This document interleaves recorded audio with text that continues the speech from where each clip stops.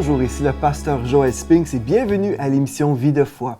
Aujourd'hui, j'ai le plaisir de recevoir dans les studios pasteur Jocelyne Goma. Bonjour. Bonjour, pasteur Joël. Bienvenue. Je suis content de vous recevoir aujourd'hui. On a eu du bon temps hier Oui. en parlant justement des dons spirituels. Absolument. Et puis, vous avez écrit un livre qui s'intitule « La pratique des dons spirituels ». Oui. Donc, les gens qui aimeraient peut-être découvrir ce livre et l'étudier à la maison, ils peuvent se procurer ce livre via Internet, dans les librairies chrétiennes. Absolument, via Internet, au travers de sites publications. En recherchant donc le site de sitepublication.com, ils pourront se procurer ce livre et aussi il est vendu dans les librairies croisades du livre chrétien. Excellent. Et puis, vous êtes également pasteur avec votre époux au Centre Réveil chrétien à Paris. Oui. Oui, donc ça fait plusieurs années que vous êtes pasteur dans l'œuvre de Dieu. Dans le ministère, oui, Oui. ça fait maintenant pratiquement 16 ans que je suis à temps plein dans le ministère, oui. Wow, gloire à Dieu. Donc, aujourd'hui, on va poursuivre dans l'étude. Nous avons déjà établi le fait que c'est important pour nous de recevoir les dons spirituels dans nos églises, dans nos Oui, vies. oui. On a déjà établi ce fondement-là. Donc, aujourd'hui, on aimerait vous inviter, si jamais vous êtes dans le doute, vous pouvez retourner sur le site web enseigne-moi.com et revoir cette émission, la première. Et aujourd'hui, dans notre deuxième émission, nous allons poursuivre dans l'étude, mais on va parler aujourd'hui spécifiquement des dons d'inspiration, parce que nous comprenons dans la parole de Dieu que nous retrouvons en fait 9 dons spirituels qui sont divisés en 3. Et aujourd'hui, on va commencer avec les dons d'inspiration. Je ne sais pas si vous voulez juste faire un survol rapide de tous les dons. Oui, alors effectivement, nous avons 9 dons, comme on l'avait expliqué la dernière fois, et c'est vrai que il y a une catégorification qui a été admise de mettre donc chaque don qui vont ensemble dans ces catégories. Donc on peut appeler les dons d'inspiration, les dons de prophétie, dons de diversité de langues et dons d'interprétation des langues.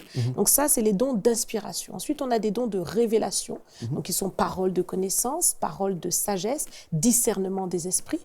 Et puis, on a évidemment les dons de puissance, dons de foi, dons de des guérisons et dons de miracles. Voilà, Oui. donc c'est les 3 dans les dons de puissance. Et donc, ces 9 dons sont complémentaires, effectivement, mais ils sont opérés différemment. Et donc, au travers de ce moment, on va pouvoir voir maintenant comment se manifestent les dons d'inspiration, comment pouvoir devenir un instrument aussi pour pouvoir exercer ces dons-là. Oui, et c'est important ce que vous dites concernant justement ce que ces dons sont complémentaires, parce que des fois, on est là, on veut tout séparer, et parfois, quand Dieu se sert de nous, on peut avoir plus qu'un don en opération qui vont vraiment comme couler comme dans une rivière. Absolument. Et puis, donc, c'est bon pour nous de discerner et comprendre les dons différents, mais souvent, c'est ça, justement, on voit que le Seigneur va nous donner plusieurs dons, même, des fois même, dans une seule parole, on peut avoir une parole de sagesse et de connaissance. Donc, Absolument. le Seigneur peut bénir à plein de niveaux à ce niveau-là.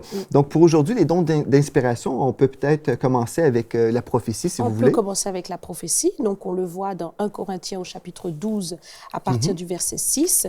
Il nous est dit à un autre la prophétie. Donc, c'est un des dons d'inspiration. Ce don, et comme tous les dons d'ailleurs d'inspiration, pourquoi est-ce qu'on dit don d'inspiration? Déjà, il faut bien comprendre que le don d'inspiration, eh bien, il vient parce qu'il y a une visitation particulière sur la personne, sur l'instrument, sur le croyant, qui reçoit justement une inspiration. Et on dit bien une inspiration, c'est-à-dire qu'il est saisi par l'esprit, qui va le pousser à élever sa voix et à libérer ce qu'il aura reçu dans son esprit.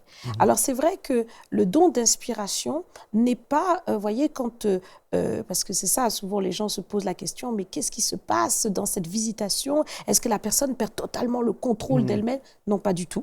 Pas du tout.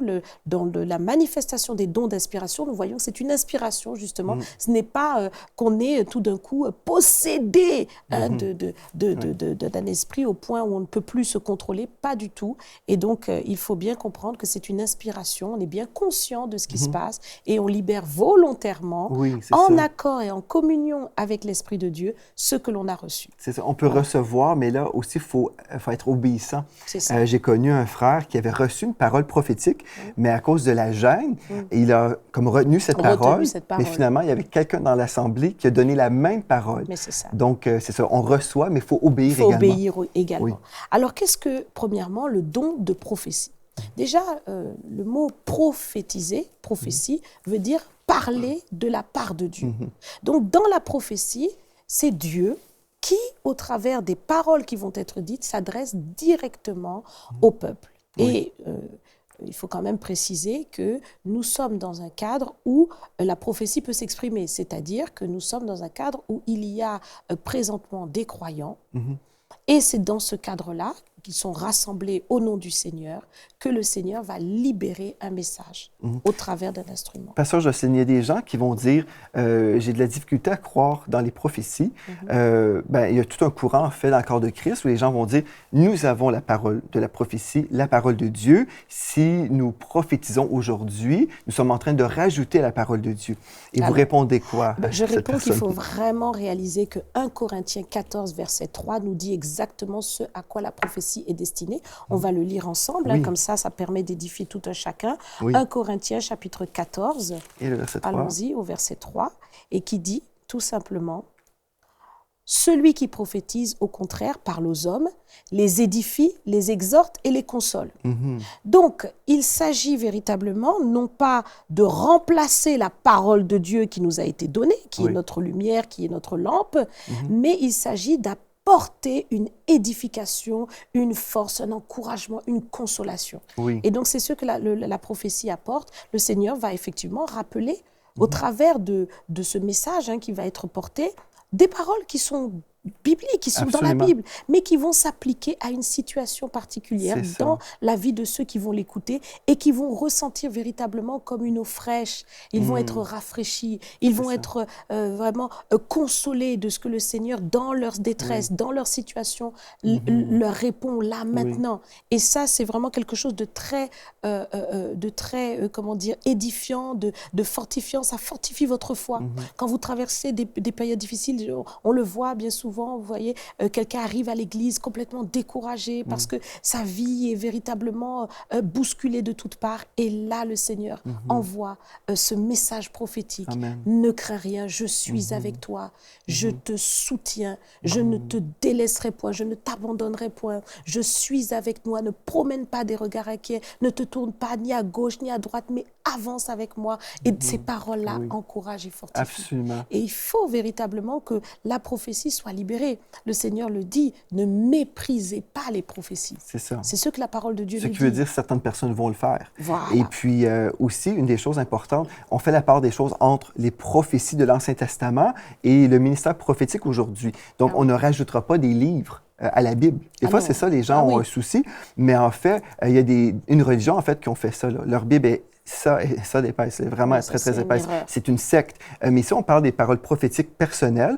ou encore, il peut y avoir des paroles prophétiques pour une nation, par exemple. Mais ici, on va toujours conserver la parole de Dieu comme étant l'autorité suprême. Absolument. Et puis, si une parole contredit la parole de Dieu, on va la rejeter. Absolument. C'est ça. C'est-à-dire que le Seigneur nous le dit, il dit de pouvoir examiner toute chose. Donc, et retenir ce qui est bon. Voilà. Donc, quand une prophétie vient, elle est sous le contrôle de ceux qui l'écoutent.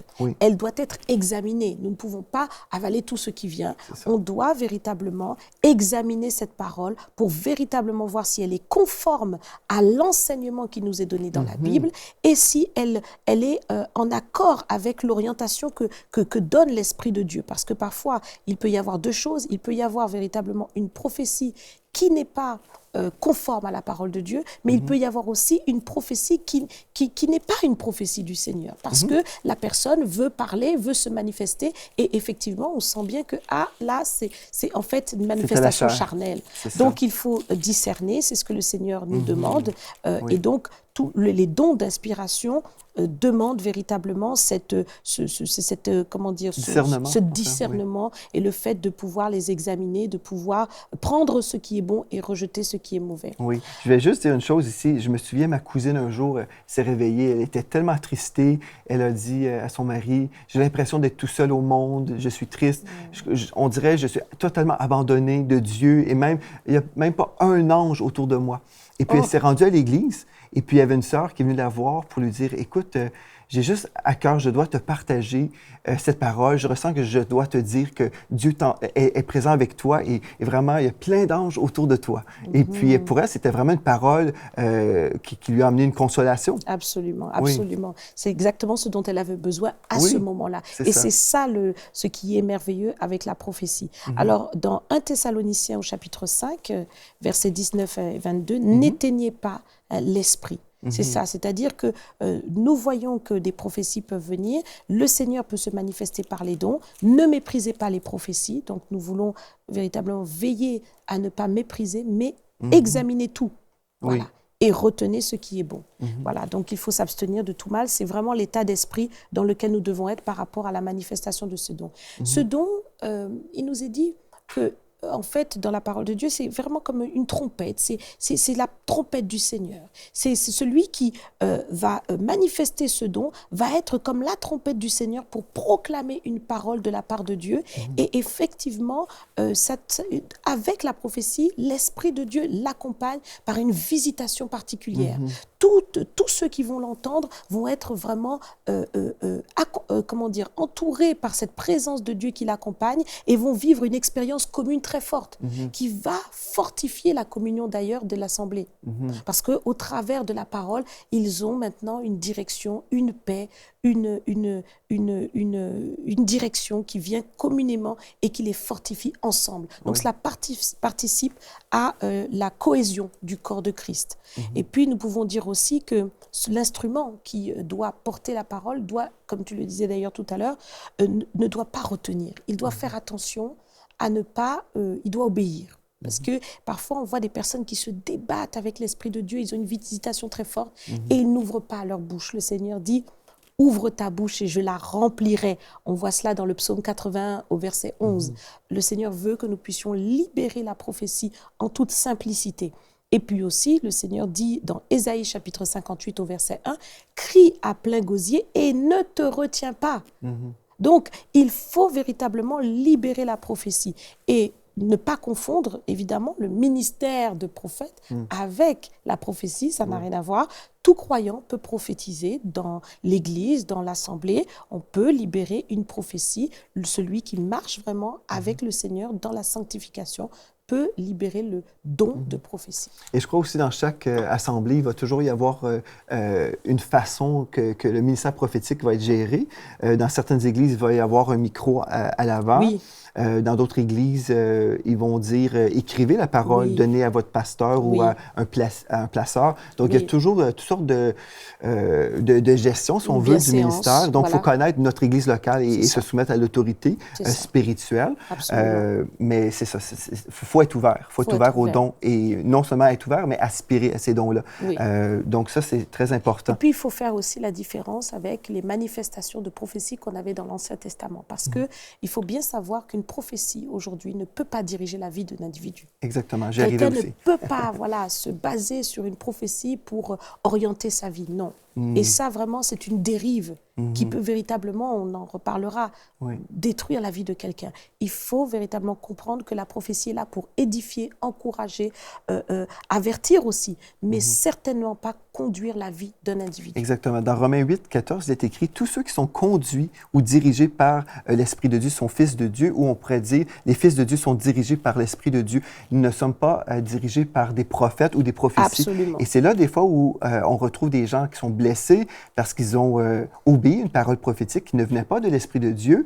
Et puis, ils ont mal compris, en fait, le ministère prophétique. Et il y a de l'abus aussi. Il y a des gens qui vont manipuler les gens par des paroles. Et c'est dangereux, c'est dangereux. Et il faut aussi que les croyants soient bien positionnés parce que parfois, ils sont un peu... certains ont le désir de vouloir écouter. Donc, est-ce que tu n'as pas reçu une prophétie pour moi? Est-ce que tu n'as pas une parole pour moi? Et ce n'est pas l'attitude d'un croyant. Le croyant s'attend à Dieu. Il s'attend à ce que le Seigneur le conduise et c'est le Seigneur qui dirige toutes choses. Et si le Seigneur a une parole, il la donnera. Si vous dites, est-ce que vous avez une parole pour moi aujourd'hui? Oui, elle est là. Elle est là, voilà. Elle est dans la parole. Donc, la prophétie, aussi on parle de la diversité des langues. Voilà, diversité des langues. Donc ça, c'est un don merveilleux.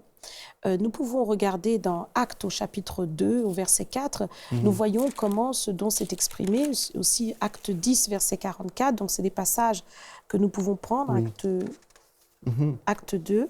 Oui, le verset 4. Voilà, donc on voit que le jour de la Pentecôte, les disciples ont été visités par le Saint-Esprit, ils ont été remplis du Saint-Esprit et ils se sont mis à parler en d'autres langues et les personnes qui étaient donc présents à Jérusalem de toute autre nation les ont entendus dans leur langue maternelle. Donc nous le lisons au verset 7, ils étaient tous dans l'étonnement et la surprise et ils se disaient les uns aux autres, voici ces gens qui parlent, ne sont-ils pas tous galiléens? Et comment les entendons-nous dans notre propre langue à chacun, dans notre langue maternelle?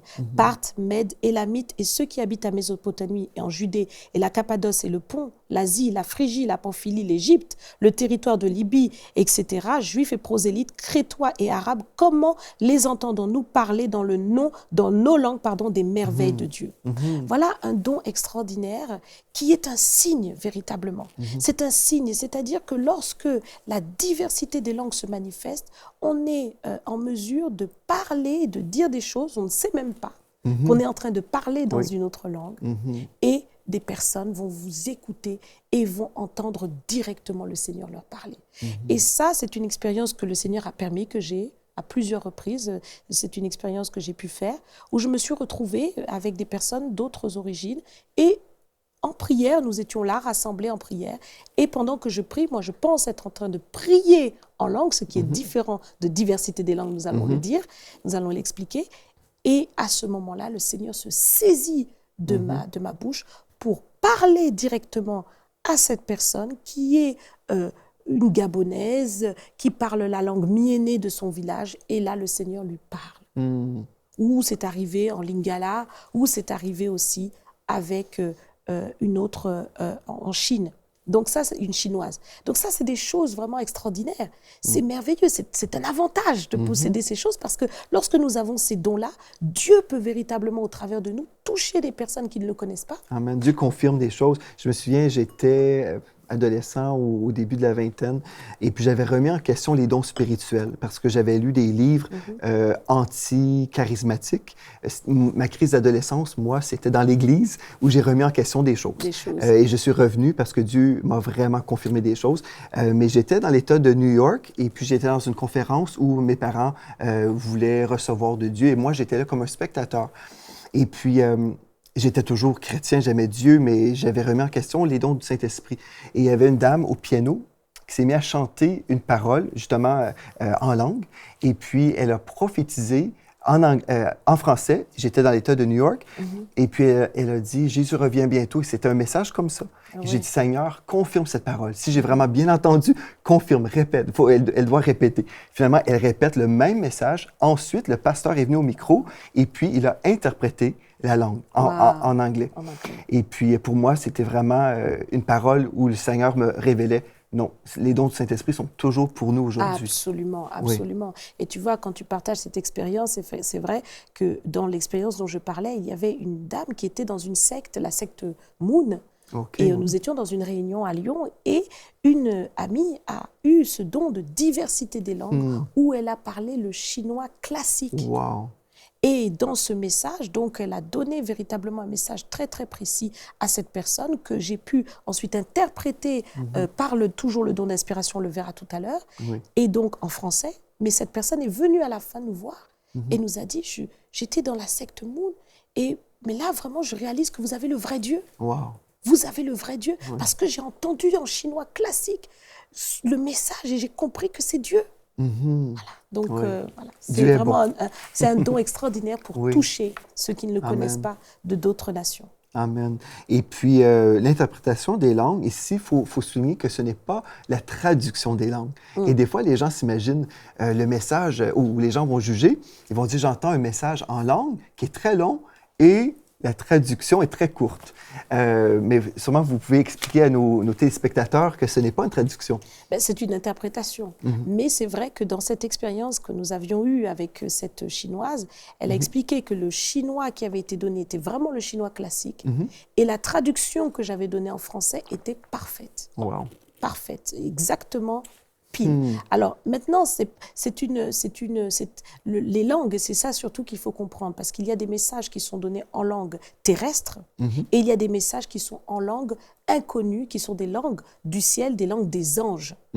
Et quelle que soit la langue qui est donnée, derrière cette manifestation, en fait, il y a la présence du Seigneur qui accompagne cette voix que l'on entend dans une langue qu'on ne comprend pas. Et c'est vraiment la parole du Seigneur qui s'accomplit. Le Seigneur dit même dans des langues étrangères, je parlerai à ce peuple. C'est vraiment un signe que Dieu veut donner par rapport à l'incrédulité qui est ambiante. Et quand le Seigneur manifeste ces langues-là, ces langues même célestes ne correspondent pas à un alphabet ou à à notre syntaxe à nous. Ça n'a rien à voir. Donc, c'est des choses, parfois, vous voyez, dans les diversités des langues, il n'y a que 2 syllabes qui reviennent. Donc, ça n'a rien à voir. Et donc, on ne peut pas parler d'une interprétation qui serait littérale, mais c'est véritablement le cœur du message que le Seigneur donne. C'est ça. Et il y a des gens aussi qui s'imaginent parfois, OK, comment je peux faire pour recevoir ce don? Est-ce que je dois étudier pour arriver à vivre ces dons, pour apprendre ce langage? Absolument pas, parce qu'effectivement, c'est un don du Seigneur, c'est une opération du Saint-Esprit, et le Seigneur donne véritablement ses dons, et ça n'a rien à voir avec l'apprentissage des langues, qui est véritablement, lui, au contraire, une démarche humaine. Maintenant, c'est vrai qu'il ne faut pas confondre, on a besoin quand même de le préciser, la manifestation de la diversité des langues avec le fait que chacun qui croit dans le Seigneur et qui est baptisé dans le Saint-Esprit peut avoir la capacité de parler en langue. C'est ça. Voilà, parce que le Seigneur le dit dans Marc au chapitre 16, le Seigneur dit « Voici les miracles qui accompagneront ceux qui auront cru, ils parleront de nouvelles langues. » Oui, nous pouvons parler de nouvelles langues, prier le Seigneur, l'invoquer. Paul dit dans 1 Corinthiens 14, je crois, il dit « Je prie en langue plus que vous tous. Je me réjouis de ce que je prie en langue plus que vous tous. Et lorsque je prie en langue, mon esprit est en prière, mais mon intelligence demeure stérile. » Donc, c'est une dimension où notre esprit est édifié, mais nous ne comprenons pas ce que nous disons. Et ça, c'est volontaire. Je peux m'arrêter un instant, prier en langue. Mais par contre, la diversité des langues est différente. Dans la diversité, le don qui se manifeste, c'est une inspiration qui vient dans un moment précis. Et il y a une différence aussi entre le message que Dieu veut communiquer à une Église et aussi le temps de prière. Et dans le texte que vous avez mentionné, 1 Corinthiens 14, au verset 15, en fait, je vais reprendre le verset 14 que vous avez cité. « Car si je prie en langue, mon esprit est en prière, mais mon intelligence demeure stérile. » Ce qui veut dire, bon, je ne comprends pas nécessairement le message. Là. Au verset 15, « Que faire donc? Est-ce que je devrais rejeter parce que je ne comprends pas? » Non, ça nous dit « Je prierai par l'esprit, mais je prierai aussi avec l'intelligence. » Je chanterai par l'esprit, mais je chanterai aussi avec l'intelligence. Donc, on fait la différence entre un don en langue, un message en langue, par exemple, par la diversité des langues, et aussi le baptême de l'esprit ou le langage spirituel que nous recevons lors du baptême de l'esprit, qui nous permet de prier des mystères. En fait. Donc, on va avoir une vie de prière. On peut même chanter en langue. Donc, dans un temps d'intimité avec le Seigneur, on va prier. Et le but, c'est pas de donner un message à quelqu'un. Absolument. Là, c'est l'édification personnelle et on est dans une démarche volontaire, c'est-à-dire qu'on peut le faire, on peut s'arrêter. Alors que dans le don d'inspiration qui se manifeste, la diversité des langues, c'est une visitation à un moment donné précis et l'inspiration vient et la voix on va être poussé à élever sa voix publiquement pour pouvoir parler en langue. Et à ce moment-là, donc cette diversité de langues va se manifester, tout le monde entendra et sentira une présence particulière du Seigneur. Alors ce don de diversité des langues s'accompagne de l'interprétation. C'est-à-dire que c'est important de réaliser que les 2 dons marchent ensemble. C'est ça. Le Seigneur dit, celui qui parle en langue, qu'il prie pour avoir l'interprétation. Parce que c'est un don qui permet justement d'interpréter. Si personne n'interprète un message que vous allez donner, on sera bien embêté, parce que personne ne sera édifié. Or, le but, c'est d'être édifié. Donc, on ne va pas libérer un message en langue pour libérer un message en langue. Donc, c'est très important de prier aussi pour pouvoir interpréter afin que l'Église en reçoive l'édification. Ceci dit, moi, j'ai rencontré ici des gens qui sont vraiment confus, les gens qui ne font pas la différence entre les 2 types de langues. Et puis, les gens s'imaginent, si nous prions en langue, que forcément, nous devons toujours avoir l'interprétation, mais c'est pas du tout ça, là. Et puis, il y a des gens même qui s'opposent à la prière en langue dans l'Église. Ils se disent, bien là, si quelqu'un arrive, on peut retrouver la parole, bon, on va prendre le texte, les gens vont dire que nous sommes fous. Non, si on explique aux gens comment fonctionnent les dons spirituels, on arrive à une compréhension et puis, finalement, on peut comprendre que c'est tout à fait biblique. Et puis, dans Jude, et au verset 20, il est écrit, « Pour vous, bien-aimés, vous édifiant vous-même sur votre très sainte foi et priant par le Saint-Esprit, maintenez-vous dans l'amour de Dieu. » Et puis là, on pourrait poursuivre, mais en gros, ici, c'est notre responsabilité de s'édifier nous-mêmes par le Saint-Esprit. Absolument. Et donc, c'est important concernant la prière en langue, qui n'est pas donc le don de diversité des langues, mais concernant la prière en langue, il faut vraiment le pratiquer abondamment pour être rempli du Saint-Esprit et en réalisant que lorsqu'on le fait, nos prières sont excellentes. On est exactement en train de prier pour les sujets dont le Saint-Esprit veut que nous, pour lesquels le Saint-Esprit veut que nous prions. C'est ça, c'est des prières inspirées et poussées par le Saint-Esprit. Voilà. Et souvent, on a cité Romains 8, 28, « Toutes choses concourent au bien de ceux qui aiment Dieu ». Mais ce texte-là, si on lit juste quelques versets avant, ça nous parle justement de cette prière inspirée du Saint-Esprit. Donc, c'est important, si nous prions vraiment dirigés par le Saint-Esprit, c'est certain que toutes choses vont concourir à notre bien parce que Dieu est pour nous. C'est Dieu pour nous qui sera contre nous. Donc, Dieu va prendre des choses que l'ennemi veut venir emmener dans notre vie pour nous détruire. Et en priant en esprit, Dieu va transformer ces choses négatives pour notre bien. Voilà. Donc, c'est tellement important de comprendre ces choses. Voilà. Et c'est vrai qu'il faut, par rapport à la manifestation de ces dons d'inspiration, veiller à une certaine bienséance dans l'Église. Parce que le Seigneur n'est pas un Dieu de désordre. Donc, ces dons doivent vraiment servir à l'édification. Donc, quand quelqu'un qui va prophétiser va se lever et va prophétiser, il ne faut pas tout de suite que quelqu'un veuille manifester aussi rapidement. Il faut que la bienséance soit organisée, qu'il n'y ait pas à ce moment-là deux personnes qui élèvent leur voix et qu'il faut que chacun réalise qu'il a l'Esprit de Dieu. L'Esprit de Dieu vient et c'est une visitation forte, mais on est des instruments conscients, on libère, on comprend que c'est fort, mais on se maîtrise avec la maîtrise de soi et on permet que cette bienséance se manifeste pour que tout soit vraiment édifié. Et pour nous, une place où les gens peuvent se développer, c'est dans des réunions de prière, justement. Parce que c'est là où on doit apprendre aussi à écouter la voix de Dieu, à devenir sensible au Saint-Esprit. Et des fois, les gens sont là, ils veulent commencer dans l'Église, et ça peut arriver, mais quand on commence dans un temps de prière, si on se trompe, c'est moins gênant. Parce qu'on peut être là justement corrigé, instruit, c'était bien, une bonne partie ici, c'était très très bien, mais il y avait une grande partie qui était charnelle. Ça, c'est le côté de l'expérience. C'est ça. Et on doit marcher dans l'humilité aussi parce qu'on apprend. Et puis, il vaut mieux apprendre et se faire corriger que de ne jamais rien faire. Donc, il faut soupirer et avoir ce désir. Et puis, si vous avez soif de Dieu, je crois que le Seigneur va vraiment se glorifier dans vos vies. Donc, on va poursuivre demain, toujours en parlant des dons spirituels. Et puis, on veut vous remercier, Pasteur Jocelyne, d'avoir été là aujourd'hui. Merci. Et merci à vous également. Et d'ici à demain, soyez richement bénis. Cette émission est rendue possible grâce au précieux soutien des partenaires d'Enseigne-moi Canal International. Retrouvez tous nos programmes sur enseigne-moi.com.